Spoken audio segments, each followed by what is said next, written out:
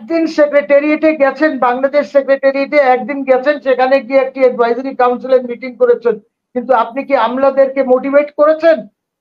আপনাকে সব মন্ত্রণালয়তে গিয়ে আমলাদেরকে মোটিভেট করতে হবে। উনার এনভয় যাবে চাইনাতে, চাইনাতে গিয়ে কথা বলবে ব্যাঙ্গির সাথে। আরে দিস আর পাওয়ারফুল কান্ট্রিজ। আপনি জানুয়ারি 20 পরে যখন নতুন সরকার আসবে ট্রাম্পের, তখন ইউনূস সাহেবকে কি করবে আমি জানি না। সেটা হলো যে আমাদের দেশে এখন কোনো সরকারই নাই। Yunus government is no government. এটা একটা এনজিও সরকার। আমি বারবার বলেছি যে আল্লাহর ওয়াস্তে এনজিও সরকারকে বাদ দিয়ে ডাইনামিজম আনেন। বিএনপি কে বলেন 2-3টা লোক দিতে, জামাতকে বলেন একটা লোক দিতে, অন্য দলগুলিকে বলেন যে আপনারা নমিনেট করেন, আমরা ওদেরকে ক্যাবিনেটে নেই, সো দ্যাট আমরা দেশ চালাতে পারি। দেশ চলতে আপনার দেখেন, আজকে আপনার পররাষ্ট্র অ্যাডভাইজার তার সাহস হয় নাই যে ইন্ডিয়ান হাই কমিশনারকে ডেকে ফর এক্সটার্নাল অ্যাফেয়ার্স মিনিস্ট্রিতে যে স্পোক্স পার্সন বা তারা যে বাংলাদেশের সম্বন্ধে যে চিন্ময়কে নিয়ে যে কথা বলেছে, ওদেরকে ডেকে একটা প্রোটেস্ট নোট পর্যন্ত দেওয়ার সাহস হয় নাই। বুঝছেন?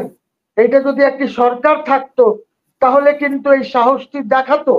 আপনি আজকে এই যে কলিমুল্লাহ সাহেবকে দিয়ে দেন, ওই যে আমার বন্ধু এখানে আছেন বিএনপির, ওনাকে সরকারে দিয়ে দেন, দেখেন ওরা কিভাবে সরকার চালায়। NGOs can't run governments. এই পোলাপানরা ফুটবল খেলতে পারে, ক্রিকেট খেলতে পারে, কাবাডি খেলতে পারে, কিন্তু স্ট্র্যাটেজিক ডিসিশন নিতে পারবে না। এই যে ছোকরা মোকরা দিয়ে যে ক্যাবিনেট করেছেন, এই ছোকরা মোকরা দিয়ে দেশ চলে না। স্টেট ক্রাফট একটা ভিন্ন জিনিস, ওইটা কিভাবে চালাতে হবে। আপনার আপনি আমাকে বলেন ইউনূস সরকারের সাথে কোনো আমলা কেন কোঅপারেট করবে? একটা আমাকে উদাহরণ দেন। Why should they cooperate with him? কেন কেন করবে? আপনি কি একদিন সেক্রেটারিয়েটে গেছেন, বাংলাদেশ সেক্রেটারিয়েটে একদিন গেছেন, সেখানে গিয়ে একটি অ্যাডভাইজারি কাউন্সিলের মিটিং করেছেন, কিন্তু আপনি কি আমলাদেরকে মোটিভেট করেছেন? আপনাকে সব মন্ত্রণালয়তে গিয়ে আমলাদেরকে মোটিভেট করতে হবে। আপনার কোনো আইডিয়া আছে কিভাবে মোটিভেট করতে হবে? লেফটেন্যান্ট জেনারেল কি ওই যে ইয়ে আছেন জাহাঙ্গীর আলম, একদিনও গেছে ঢাকা মেট্রোপলিটন পুলিশের এখানে যে আপনারা সব ওসিদেরকে ডাকেন, আমি কথা বলতে চাই? চিটাগং মেট্রোপলিটনে গেছেন যে সব ওসিদেরকে ডাকেন, কথা বলতে চাই, কথা বলি, ওদেরকে মোটিভেট করেছেন?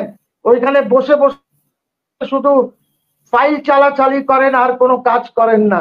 এই একটা পলিটিশিয়ান যদি থাকে তাহলে আপনি দেখতেন যে এই 3-4 মাসে দেশকে কোথায় নিয়ে যেত একটা পলিটিশিয়ান যদি থাকতো এখানে এই মন্ত্রণালয়গুলিতে। বিকজ ওদের একটা ভিশন আছে, ভালো থাকুক খারাপ থাকুক, that's not the point.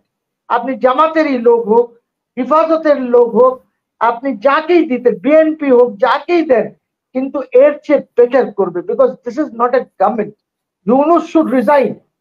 Yunus should immediately resign and go back wherever he wants to go. যেখানে যেতে চান উনি চলে যান।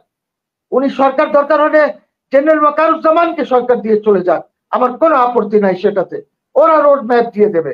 কিন্তু আমি দেশ তো বিক্রি করতে পারবো না, আমি দেশকে এভাবে চালান দিতে পারবো না। প্রথমেই দেখেন শেখ হাসিনা কি করেছে, ফেনী নদীর উপরে যে ব্রিজ করেছে, মিরসরাইয়ের সাথে যে জয়েন করেছে। I mean, it will take 10 minutes for the Indian army to cross that Feni river and cut Bangladesh.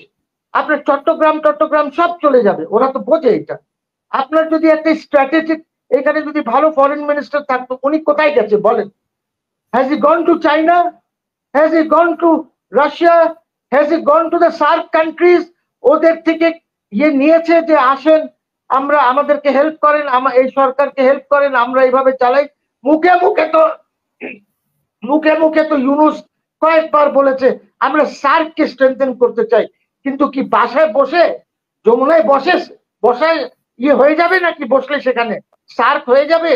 আরে সার্ককে তো আপনাকে পাঠাতে হবে স্পেশাল এনভয়, ওনার চিঠি নিয়ে যাবে প্রত্যেক ক্যাপিটালে, গিয়ে সেখানে কথা বলবে। ওনার এনভয় যাবে চাইনাতে গিয়ে কথা বলবে ব্যাঙ্গির সাথে। আরে দিস আর পাওয়ারফুল কান্ট্রিজ। আপনি জানুয়ারি 20 পরে যখন নতুন সরকার আসবে ট্রাম্পের, তখন ইউনূস সাহেবকে কি করবে আমি জানি না। I have no idea what happens to Bangladesh and Yunus, because আপনার এই যে আপনি যে ইসকনের কথা বলছেন, ইসকন তো বাংলাদেশে হয় নাই, ইসকন ইন্ডিয়াতে হয় নাই। ISKCON was Incorporated in the United states of America. এবং এই যে তুলসী গাবার্ড, যাকে উনি ন্যাশনাল সিকিউরিটি ইন্টেলিজেন্সের হেড বানিয়েছেন, ওটার অর্থ জানেন? ওটার অর্থ হলো এফবিআই, আপনার সিআইএ, আর যত ইন্টেলিজেন্স এজেন্সিজ আছে, ওদের মেইন কন্ট্রোল গাবার্ডের কাছে যাবে। তুলসী গাবার্ড ইজ ইসকনের মেম্বার, তুলসী গাবার্ড। আপনি ওয়ে আর ইউ? দেশ তো এভাবে, আপনাকে তো বের হতে হবে।